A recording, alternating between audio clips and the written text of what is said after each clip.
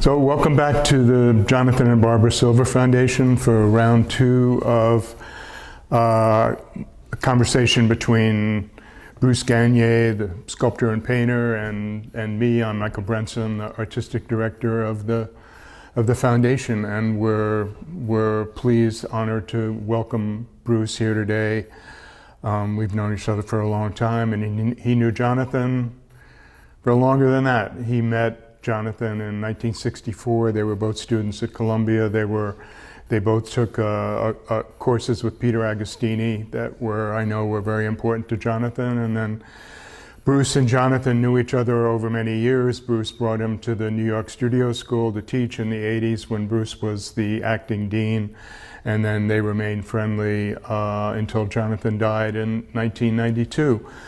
So our first conversation was about a 1974 head, and our second conversation will be about a sculpture, maybe one of the more architectural or few architectural sculptures that Jonathan made. The date is a little bit uncertain. We have it in the database as being 1983. I think it could be 1981. It looks to me, or we've always taken it to be a maquette for a war memorial, and one of the reasons why I think about it as 1981 is that was the year of the competition for the Vietnam memorial, and I don't know whether Jonathan actually submitted this somewhere. This would be interesting research for somebody to do, but it's a remarkable thing, and worthy of conversation and worthy of thought. The first thing I would point out is that Jonathan put these two tiny little figures on the bottom, which maybe they're a little bit more than a half-inch tall, walking a little bit like Giacometti figures, and they give a sense of the scale. So it looks to me like roughly 1 to 50. So, and if that's the case, what we're talking about here would have been like 250 feet tall, a really massive or monumental thing. And the impracticality of it is such. I mean, the only way I can imagine, the only material I can imagine is in bronze, that maybe Jonathan didn't even imagine that this sort of thing could actually exist, because it would be not just exorbitantly expensive, but so difficult to imagine in a material other than plaster. So it seems, we can take it as an expression of idea and even as a kind of fantasy, and talk about it from there. It's really got what, 1, 2, 3, 4 parts. Plaster cast. This one looks like it has the shellac on it. The side of the plaster where I am, where the plaster is completely white, and so that there's a real difference of texture. And then the shellac of the form here, I don't know whether these individual forms came out of other sculptures. If they did, I didn't know about it. But there are hints, there are always in Jonathan, there are kind of hints of projected images, or images where we can read projective figures or heads into them. And here there's definitely a hint of an embedded body without a head. Female figure, perhaps, but it certainly makes me think of something Egyptian, and the Ramses, those giant figures which are embedded in the mountain. And there's another figure here, like a hint of a figure in profile, even larger. Maybe this one is could be seen as even more like specifically female.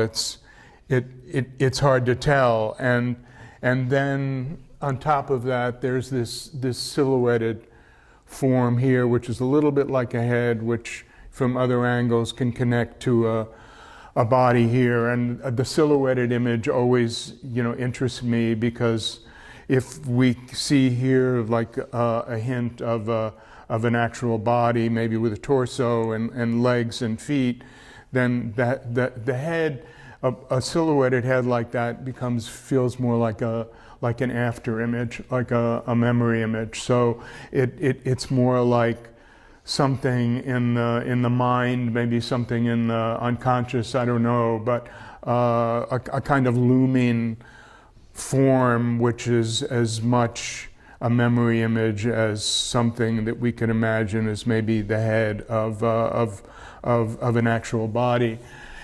And then, but you've got these kinds of broken forms, right? So if this is a body, it's a truncated body, like that's a truncated body. And then this sort of, powerful projectile form here, which kind of makes me think of a limb as well. Maybe I'm used to seeing hip replacements and parts of the body like that, but it's like it does have a bodily association to it as well. So what I'm saying here, suggesting here in terms of a monument, is a really interesting idea of multiple bodies, truncated bodies, maybe broken bodies in some ways, maybe remembered or memorialized bodies in some way, where there's with tremendous power. So it's not, if I read this as a war memorial, this is not like a typical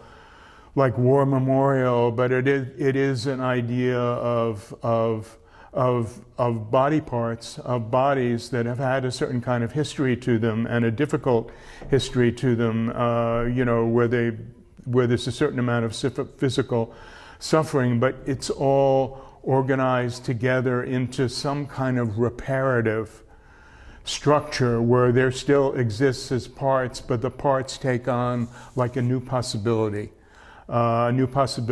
of projection, a new possibility of power and a way. If you could imagine this as a 250-foot tall, actually monument thing, where it would tower over a particular landscape or tower over a park or whatever it might have been made for, so that it actually, the parts exist here, and the history of what's done to them is still present there, but the thing itself still has some kind of inspiring, like, immensity to it, and no lack of power. Its power seems almost sort of beyond scale. So as a interesting way of thinking about war, thinking about war for someone who was born in 1937, so he grew up with it and he lived through various forms of war. And there's here some way in which the human body carries on in whatever state in which something has been done to it. It carries on and it moves forward and has some kind of ability to tower over the landscape. So those are my preliminary thoughts or observations about a piece that's completely open to us to begin talking about it for the first time. I noticed right away that you can use in a very comfortable way terminology for this sculpture that you might use for many other sculptures. Whereas I think when we deal with the heads, from my point of view, right, we have to switch a bit. Right. I don't think people always do, but I'm curious where you find this particular work in his evolution as an artist, because he did evolve quite rapidly, it wasn't, and he went quite far. This seems to be, to me, almost at the end of his, where he becomes a sculptor in quotes. Does that make sense to you? I agree with you, and fits in with the idea of the memorial, yeah, or the monument, which seems quite unusual for him, and there I wonder, did the Vietnam Memorial and the competition for it spark certain ideas in him?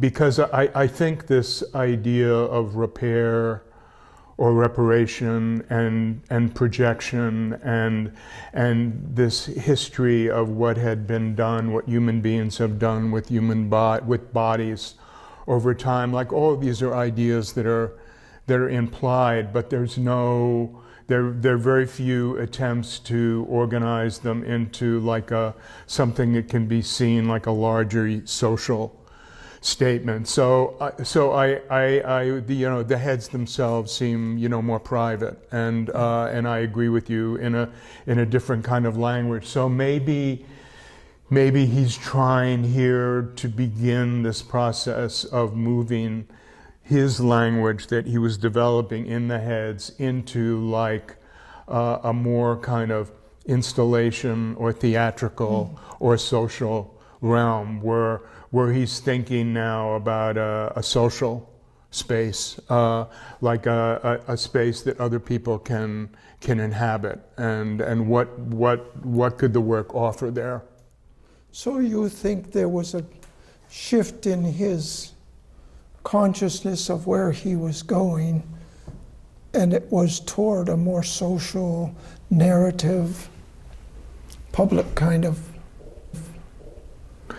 Yeah, it's interesting. I think social, I might take that word out of it for him, but I think the narrative in public, I think that's right. I think that this is an indication.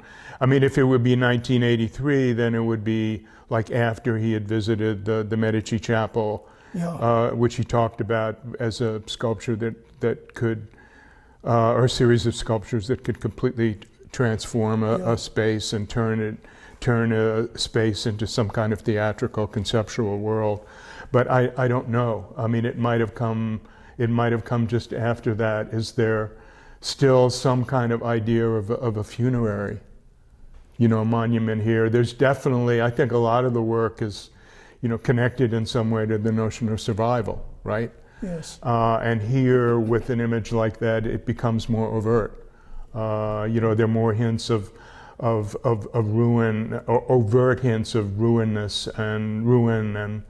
and damage that are then reconstructed and put together in such a way that it's sort of overwhelmingly, there's a kind of energy that moves overwhelmingly in some kind of other direction. And here, and I didn't talk about like the interior of it, because like in the heads, I think there's always a sense of interiority, right? Both mental and physical, like the material itself. It has a density to it, so that it carries a certain kind of energy. One imagines that the material has some interior life, but here there's an actual interior space. It's like, it's pulled apart and opened up, and if one could imagine, being in like a figure being inside this and looking up, would that be?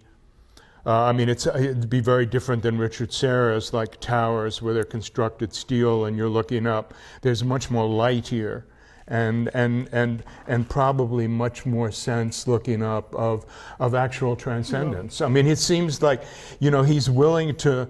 You talk about narrative. He's willing to use ideas here that would have before seemed to him maybe too sentimental.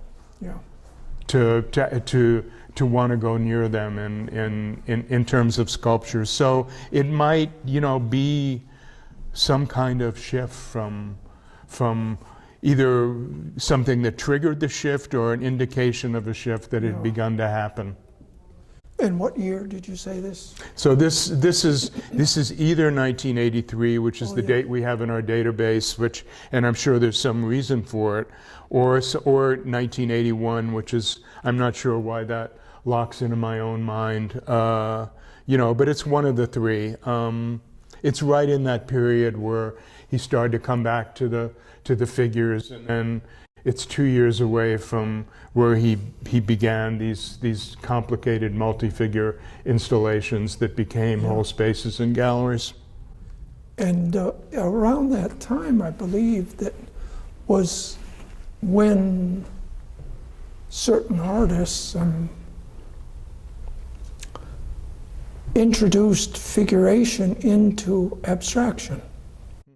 They inserted it into abstraction. Here it's embedded in it to begin with. It's in relief form already. You're talking about like the hint of the figure here. Here and here. Right. This looks like the top, maybe from here. Soaring, levitating. Let's say after destruction, you know, eternalizing itself, because that's quite a powerful spatial thing that's happening there. It's shooting off and it's carrying with it a portion of a human being. I know that, I remember we went to the Anselm Kiefer show one day, and he was quite dazzled by it. I never knew why, but he didn't explain it, but he was very impressed. And I know he was impressed by those big sculptures of Sarah. He liked being threatened. It interested him to be overwhelmed. Right. By, and the interior of this is really stunning. I mean, it's beautiful. It's haunted.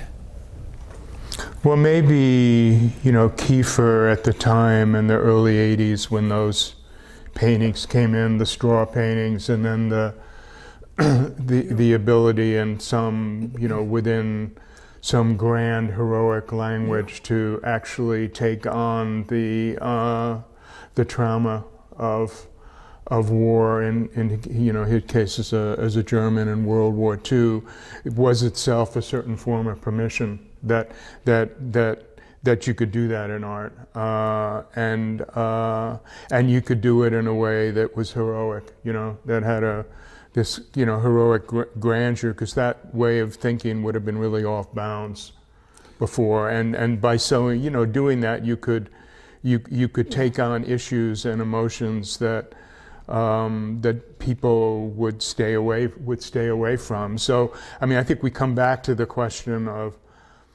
these histories and these traumatic histories and these difficult aspects of what it is to be a human being that Jonathan was working with, and trying to figure out ways to release and bring into his work and make visible and make something more than visible, and what do you do with that, and how can you then like deal with it in such a way that where there's another possibility that emerges, and another kind of energy. And as you know, you said, you used the word soaring here. I mean, I think about, you know, that kind of interior.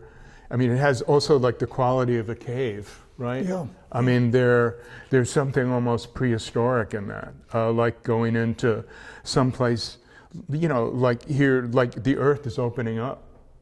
Yeah. Like between here, and there's a passage, and you go inside, and then there's also like an opening on the way out, but this idea of a space that you can enter and then pass through, and by the time you come out the other side, you're different than the way you were before, and you know, you go through it, and you're passing through these multiple bodies that have experienced this multiple history, and so there's still, you know, with him, this kind of therapeutic process at work, or at least some kind of, you know, idea of a therapeutic process as a model. But you know, here it really finds a very surprising sculptural language. There are a zillion war memorials, right? A lot of anti-war monuments, and then sort of anti-monuments that started to come out in the 80s, but I can't think of something exactly like this. Although, you know, we come back to the question again, could this have ever been realized? But maybe that doesn't matter. maybe what we're looking at and standing here talking about is so interesting in itself that that's the point. Yeah, it's an image of this big destruction. The parts themselves are cut in pieces of something else, and it's carrying the figure with it. The figure is embedded in the destruction of some architecture. The interior space that you point out reminds me a bit of the watercolors of Morandi, where he just shows you the negative space. I happen to think Morandi was the greatest sculptor. But it's still, but this is not a space to look at. Ultimately, it's a space to be inhabited, don't you think? Yes, it's really a space to be in. It would be very right. To imagine exciting, being yeah, inside. Yeah. And do you think he was to go this close to contemporary sculpture? Was he feeling more confident at this point as a sculptor, as an artist? Because he's an introverted sculptor in a way. He's an eccentric. He's like a Messerschmitt that you mentioned before, but not as crazy as Messerschmitt maybe. But anyway, he is. This seems very directly speaking to contemporary sculpture, to what another sculptor might conceive of in terms of forms, except that he carries the figure along with it, which would have been anathema in the 60s or 70s. And then what kind of contemporary sculpture would you be thinking about in the early 80s? Well, any kind of formalist sculpture, but it wouldn't be as raw, it wouldn't have figuration carried into it. It would be somebody like, what's his name, Robert Murray, or...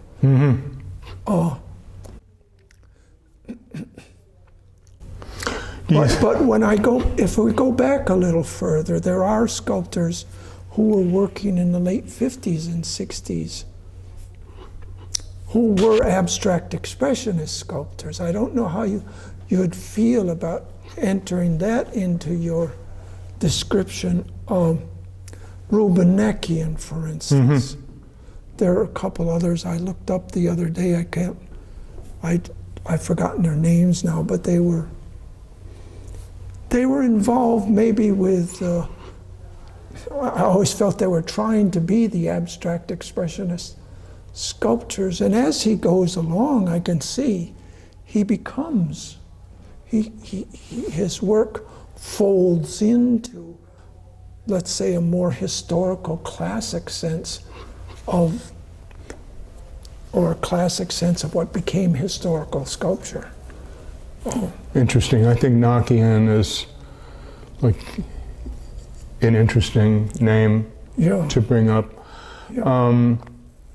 There's still, I mean, this has a bit of a Niki of Samothrace kind of aspect to it, right? So, you know, and these, if this is like Egyptian, what it makes me think of is Egyptian, and even the other side. So, and this too is more classical. So, the more overt references are to antiquity in one form or another. But you know, someone like Nakian was involved with that. Leon Golub, in his own way, was very, very involved with that. And very willing to use the images of battles, the contents of sort of gods and heroes to bring it into contemporary work. So I guess I'm kind of asking. I mean, I'm fine as we're talking that maybe this entranceway is like almost the most interesting part of the work, the way that this seems to part. I mean, I don't know, like gender-wise, are we, talking about something that's primarily female? I don't know. Yeah. And then even inside, there are these shadows, kind of shadow images, or these improvised splotches of plaster on the wall. Which suggests even more maybe some kind of attempt to actually visualize like an unconscious space. And that would be a space inside the body, but where all these things are happening that you can't quite recognize, and then you go through, and then we're out here and someplace else. So Yes, there are different kinds of negatives. mm-hmm. Some are partially closed, Mm-hmm. and he does go from rather high relief on these planes, these pieces. Right. And then, as you point out, suddenly this becomes so interesting, which is a negative space. Mm. And so he's doing something that other sculptors would not have done at that time, I don't think. Right. Some painters were introducing figuration into geometric abstraction, and that seemed to make a big shift. But he's introducing it into, if we took the figuration out, it might be considered almost a rather abstract expression or formalist sculpture. Well, when I think about the space that way, at least the way I'm talking about it, I can get from there to Pollock spaces, or I can get, even to Barnett Newman, or maybe to some degree to Rothko, where the idea of encountering a certain experience of space pictorially, where in which something is intended to happen. And not just happen, but if you pass through it and you're willing to take the journey, that you will come out the other side and you will come out a somewhat different person. And that seems, I think you're right, like a very pictorial, a much more pictorial notion, but maybe the idea of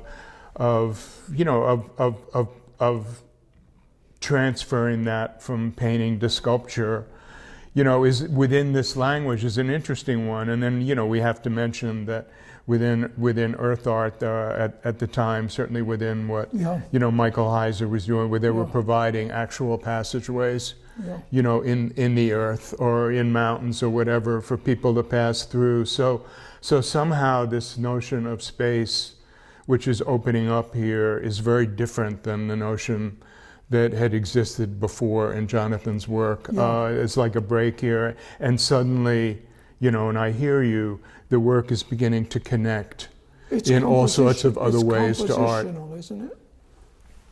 I wouldn't call his other, the heads are, they're very well formed and put together, but they're pictorial.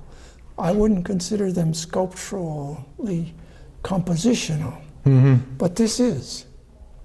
And then it has some interesting inventions here. This window that lets light down through here. For instance, this little crevice or crack that she seems to be either flying out of or flying into, as against that brace. It's where he seems to start thinking about other things, like how light is affecting, how negative spaces are constructed in sculpture. I mean, this is almost like a reflector to the window and into here. So there are a lot of formal things that are going on that are architecturally very inventive. The negative space, which is implied in the earlier work becoming actual space. Or what is the relationship between the negative space as like a visual experience and the negative space as something that you're actually inside, and how do the two actually interact? It becomes quite important in a sculpture like this. Right. What is in between the forms? And when you pointed out this, what is in between the forms is an entrance into an entire world. And which is very nice up in here. I mean, this is very, it looks casual, but it's really quite beautifully conceived. It's considered, you know. So I can imagine him spending some time trying to put this together. Right. I don't think it happened so quickly, probably.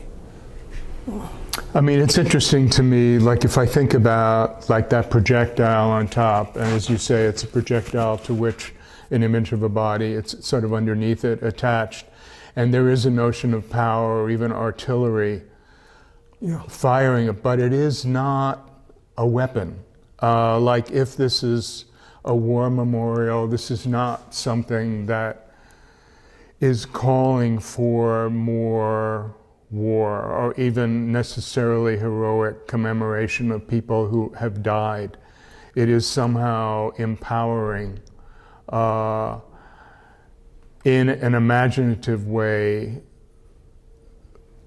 destruction of the body into, I mean, I see this more, I guess, more metaphorically than as a weapon, like as an actual thing, like some kind of way of imagining a sculptural form as just being able to project into the ether, like project into spaces, like starting out with where the earth is, where all this disaster has taken place, and then projecting like into some realm, you know, that's more spirit, or maybe just a realm of, you know, some place that we haven't imagined before. And, you know, I find that quite like interesting and moving. So that there's a kind of rhetoric of war that could almost be read here as a support of the necessity of a certain kind of, you know, attack response, but the work really goes in a very, very different direction. It starts out there, maybe that's the memory of it, but you experience it, you pass through it, and ultimately you're someplace else. Yeah, there is a narrative going on. I mean, this has a pride, a dignity, a heroism, and this you do feel is ethereal, flying to another world. The soul. I mean, but which way is she flying? This way. She's coming out of here, which is involved with this very curious form. Why does he go up and make this curve and then come back again? He could have changed that, I think. But I'm not saying he should have. It's a very interesting moment that he made that curve, that he arrives at this point from way out of here and then goes out. And she seems to be going into this or out of it, but out of this space. And this, there are dimensions of the human spirit in this that are